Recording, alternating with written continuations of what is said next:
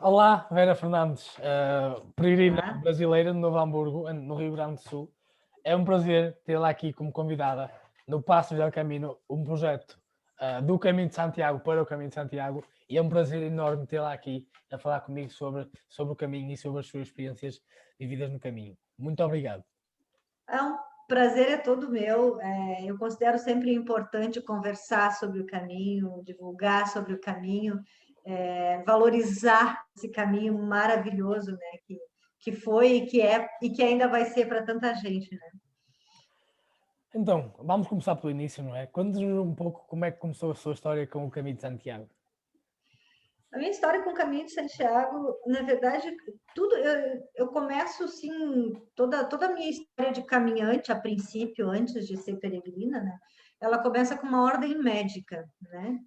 Eu fui no meu médico e disse, estou com dor no joelho. E ele fez todos os exames lá e me disse que eu estava com osteopenia. É o que acontece antes da osteoporose.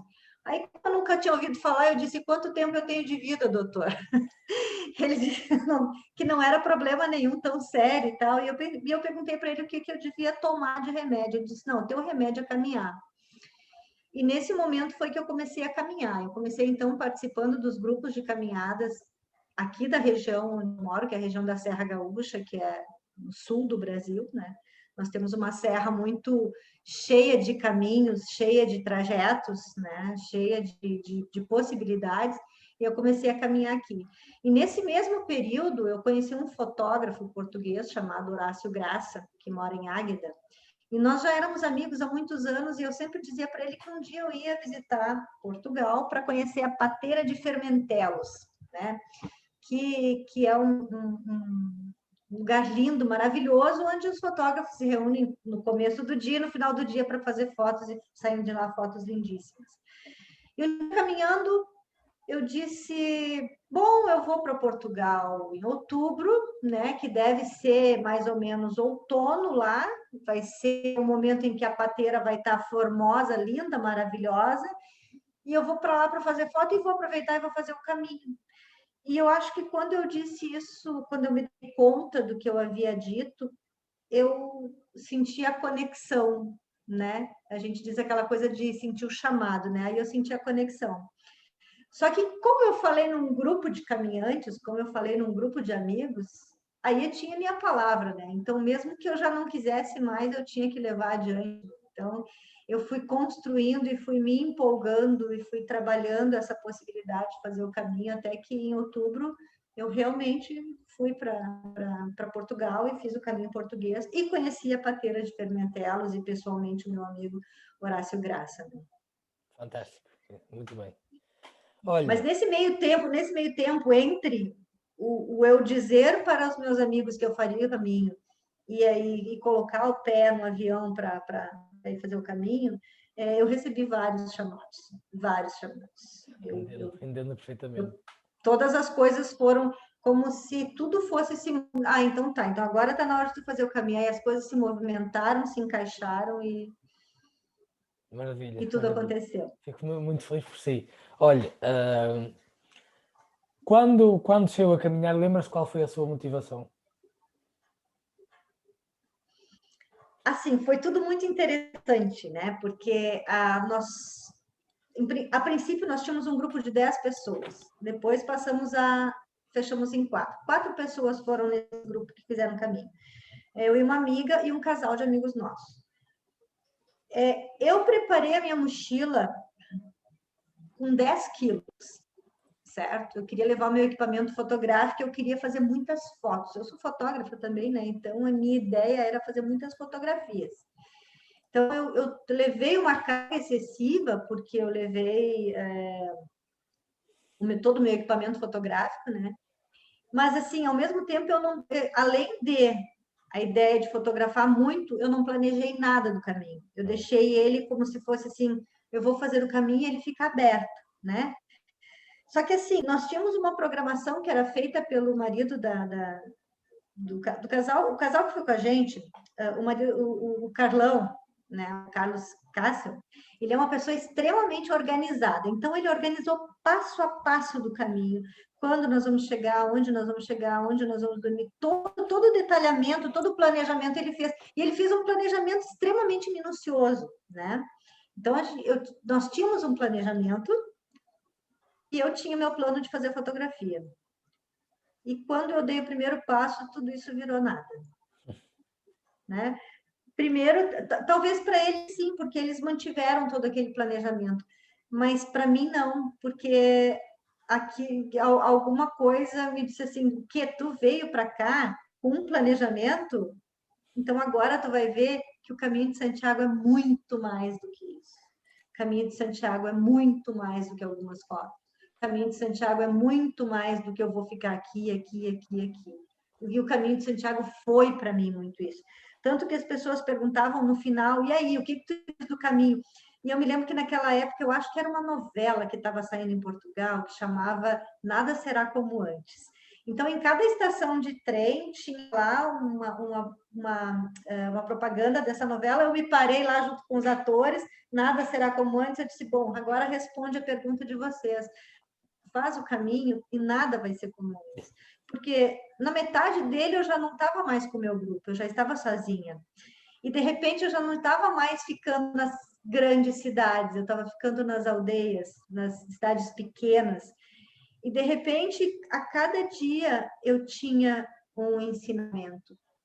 Cada dia me dizia alguma coisa, cada dia me mostrava alguma coisa. Eu não consegui fazer aquele diário do tipo assim, hoje eu gastei tanto, fiquei em tal lugar, não era nada disso. O meu diário era, hoje eu levei esse tapa na cara, hoje eu aprendi sobre isso, hoje a minha lição foi essa, né? Então, a cada dia o meu diário era uma lição aprendida. Bem, que bonito. Olha, e no final do caminho, quando chega à casa e olha para trás, o que é que o caminho lhe deu? É difícil explicar, porque ele deixou um legado muito grande. Eu voltei completamente transformada, né? Para tu teres uma ideia, teve alguns dias em que eu nem tirei a minha câmera da mochila, né? E eu fui com o propósito de fotografar. Eu levei um ano, eu que sou uma apaixonada por fotografia, né? Que eu adoro fazer as minhas fotos e postar as minhas fotos e mostrar o meu trabalho e tal. Eu levei um ano para colocar para fora o meu álbum de fotos do caminho. Um ano, exatamente quando fez um ano da minha volta, ou do primeiro dia que eu fiz, eu não sei, foi o dia que eu publiquei as fotos do caminho. Então, assim, me mostrava assim, na verdade, eu me engoli, digamos assim. Voltei com novos pensamentos, eu voltei com novas possibilidades. Eu tinha uma profissão e quando voltei eu mudei radicalmente, entendeu? Então, assim, me transformou muito, muito. Não sei explicar, assim, mas eu sei que ele foi um divisor de águas, né? AC/DC, né? Antes do caminho e depois do caminho, né? Entendo muito bem o que diz. Vamos a uma pergunta difícil. Tu tá conseguindo compreender direitinho o que eu tô te falando? Está tudo ótimo. Ok. Eu revejo-me na sua história. Imaginemos que você poderia, por alguma razão, voltar ao seu melhor momento no caminho. Qual seria? O melhor momento no caminho foi assim,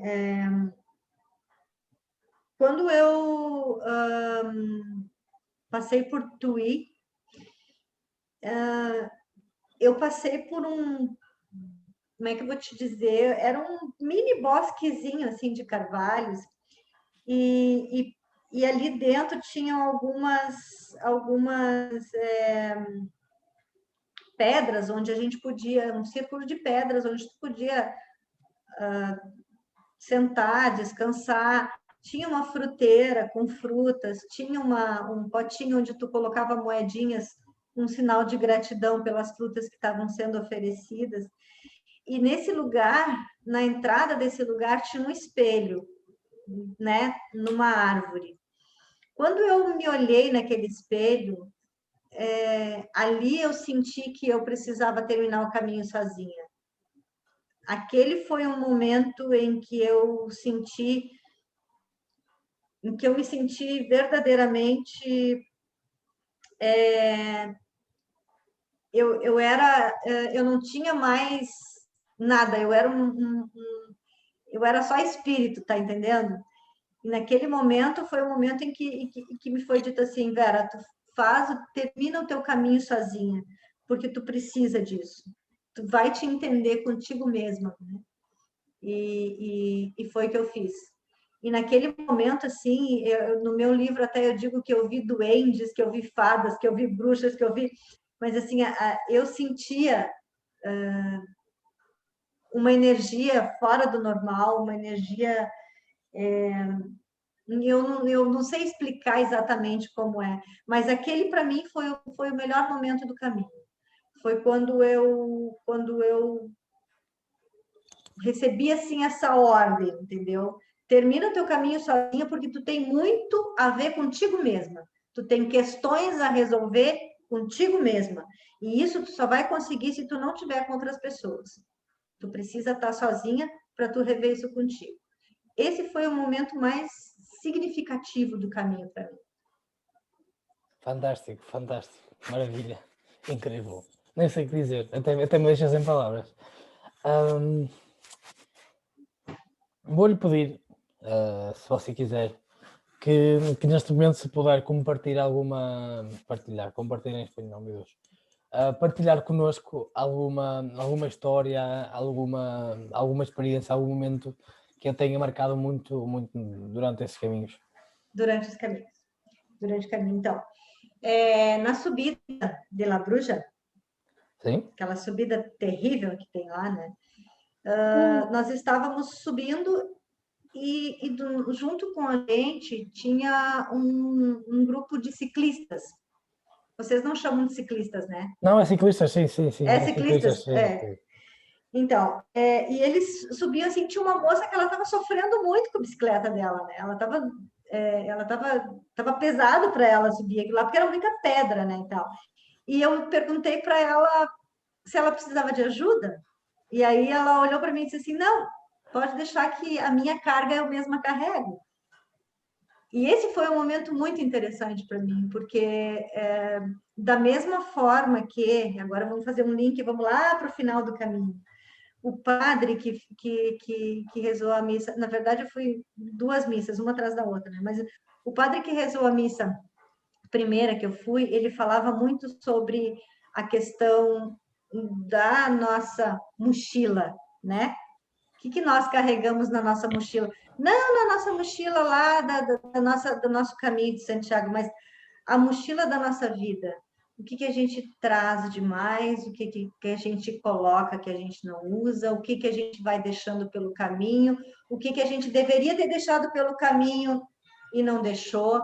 Então, assim, essas duas coisas, né? A moça que diz, a minha carga eu mesma carrego, né? E o padre, quando ele falou assim, olha para a tua vida e vê como é que está a tua mochila, né? Como é que ela está? Tu está carregando mais do que uma mochila? Tu está carregando só a tua mochila? Tu está carregando coisas que tu não vai usar? Tudo que tu tem ali realmente é necessário ou não? Então, assim, todas essas questões, elas foram muito... Eu refleti muito sobre isso ao longo de todo o trajeto, né? Fantástico, incrível. Eu também sou assim, uma altura, agora tenho que contar isto. Em 2019, no Caminho Primitivo, passei um bocado mal, porque o Caminho Primitivo também é um caminho ainda pouco conhecido. Mas naquele fim de semana que eu comecei, foi um boom de peregrinos e que a capacidade de albergagem, de espaço que há para tantos peregrinos não era capaz. O Caminho Primitivo não tinha essa infraestrutura, ou ainda não tem, para tantos peregrinos como aconteceu naquele momento. E eu na primeira etapa era 25 km. Eu fiz a primeira etapa, cheguei à primeira cidade, não havia onde dormir. É que não havia um hotel, um albergue, uma pensão, não havia nada. Pronto, há que decidir ir para o próximo albergue. O próximo albergue eram 8 km mais. Chego ao próximo albergue e era um albergue público. Estava no meio de uma montanha e também estava um pouco desviado do caminho. Mas quando chego lá está também cheio. Ok, eu já levava aí quase 33 km percorridos às 6 da tarde e o albergue cheio. Pronto, paciência. E o hospitaleiro, chama-se Domingo, espanhol, foi muito, muito amável. Estavam ali também outros peregrinos que também não tinham lugar e ele disse que nos levavam de carro até o próximo albergue, que era 5 km mais. Eu disse-lhe, olha, eu agradeço-lhe a sua intenção, muito obrigado, mas eu não. Eu tenho que fazer o caminho todo e cada passo a pé. Ele vai, tudo bem. Mas ao menos deixa-me que te leve a tua mochila. Eu não. Olha, desculpe, sério, A mas mochila precisa ser carregada eu pela tenho gente, que levar a mochila. Por mais que me custe, eu tenho que levar a mochila. E então eu levei a mochila. Então os outros peregrinos já foram no carro com ele. E eu vou pelo caminho, custou muito. É quase sempre em subida, custou muito. E eu vi, ele pouco tempo depois, ele passa por mim de carro a levar os outros peregrinos até o outro albergue. E a pé também, eu sério, tudo bem. Ele leva os peregrinos. Depois quando volta, para a sua carrinha e vem-me dar um abraço. Dá-me um abraço e oferece-me uma seta uma seta amarela. E ele disse, parabéns, eu gostei muito da tua atitude. E este momento marcou-me, sabe? Marcou-me muito. Tu sabes que antes de fazer o caminho, uma pessoa entrou em contato comigo e disse que ela sabia que a gente tinha um grupo, que estava fazendo um grupo para fazer o caminho, e que ela queria, então, ver algumas informações com a gente. Até depois eu fiquei sabendo que ela era guia de turismo. E ela me perguntou assim, quanto vocês acham que vão gastar no caminho? Eu disse, olha, pelo que os meus amigos que já fizeram o caminho comentam, a média de gasto da gente é 30 euros, né? Porque a gente não vai fazer turismo, né, Guilherme? Ela disse, não, tu não vai gastar 30 euros porque tu tem que pagar para lavar roupa, porque tu tem que pagar para transportar tua mochila, Eu disse, não, peraí, tu não está entendendo. O meu propósito é peregrinar. Eu não vou passear. Eu não vou lá para entregar minha mochila para uma van levar para outra cidade. Então, eu não vou de mochila, então eu levo uma mala, com tudo muito bem organizado. Então, eu não vou levar só as roupas que eu preciso. Eu vou peregrinar, e peregrinar inclui. Eu vou lavar minha roupa, eu vou levar minha mochila, eu vou carregar isso, porque isso faz parte do propósito. Se eu quebrar isso, eu não vou estar peregrinando. Então, eu vou passear numa outra cidade turística do mundo e não vou fazer o caminho. O caminho é feito para peregrinar, eu acho. E aí, Guilherme, eu penso muito assim, ó. As pessoas me diziam, tu vai chegar na frente da catedral, tu vai chorar, tu vai te jogar no chão, tu vai sentir coisas. E comigo não aconteceu isso. No começo eu me sentia até um pouco estranha, mas quando eu passei por... Como é que é o nome da última cidade que tem antes de Santiago? Padrão. Isso, Padrão. Quando eu cheguei em Padrão, eu estava chovendo e eu parei para tomar um café e uma moça me disse assim, não passa pela igreja de Santiago de Padrão sem entrar. Não deixa de entrar nessa igreja. E aí eu levei muito a sério o que ela falou, que era aquele lugar onde tem aquela pedra e tal. Enfim, quando eu entrei naquela igreja, Guilherme, e olhei para aquela igreja, eu desabei num choro, que foi uma coisa que não tinha explicação. Aí a pessoa que estava lá cuidando da igreja e tal, ela chegou para mim, me deu um abraço e ela disse, tu está chorando de tristeza? Eu disse, não, Ela disse, alegria, eu disse, também não. Eu disse, eu não sei por que que eu tô chorando, mas eu chorava muito. Ela disse assim, tu tá emocionada, vem que eu vou te dar um abraço. Ela me deu um abraço e foi um momento muito importante aquele lá. Foi como se eu tivesse sentido ali uma energia muito grande de Santiago, certo?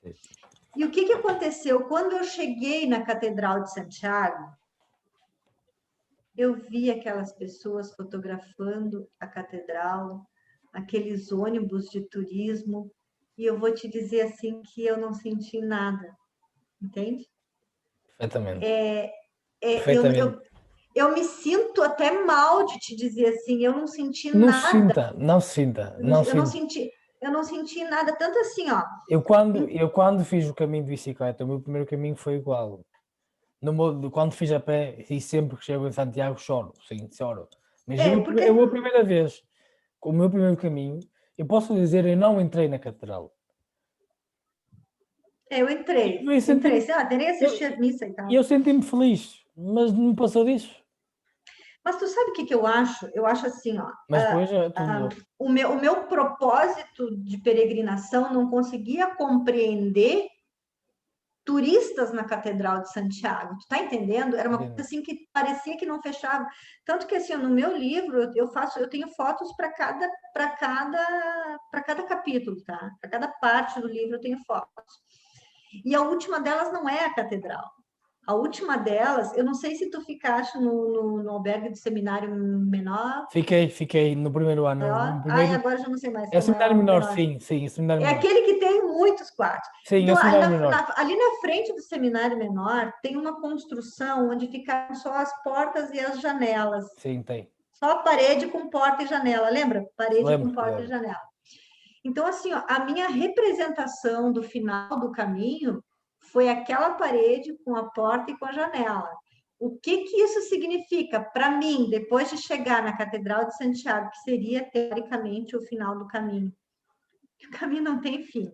Não. Então Mesmo depois, não. então, depois daquela parede com aquela porta sem marco e sem porta, só a estrutura da porta e da janela, ainda tem um outro caminho. Por Entendi. isso que a parte a parte do meu livro, na nossa obra de Santiago, somos 5 autores, né? O título é muito além de Santiago de Compostela, porque assim, ali eu entendi que o fim do caminho não é a Catedral de Santiago. Aquilo ali é só o fim, talvez, de um percurso, mas o caminho é muito maior do que isso, o caminho é muito mais amplo do que existe isso. uma expressão muito famosa em Espanha, em Portugal acho que não, mas que diz Santiago de Compostela não é o final do caminho, é o princípio. É, pode ser assim também, porque ela é um princípio de uma vida diferente. Olha, se em cada vez que eu fizer o caminho, outro dia, agora em janeiro, nas minhas férias, eu fui para Minas Gerais e teve um dia que eu sonhei que eu estava fazendo o caminho pela quarta vez. Eu disse: olha que bênção, né? Tomara. Cada vez que eu fizer o caminho, eu voltar tão transformada como foi da primeira vez, bom, então Ou daí. mais, digo-lhe, ou mais. Eu volto É, sempre, mas eu é volto sempre. fantástico. Cada dia tinha uma questão muito significativa, né?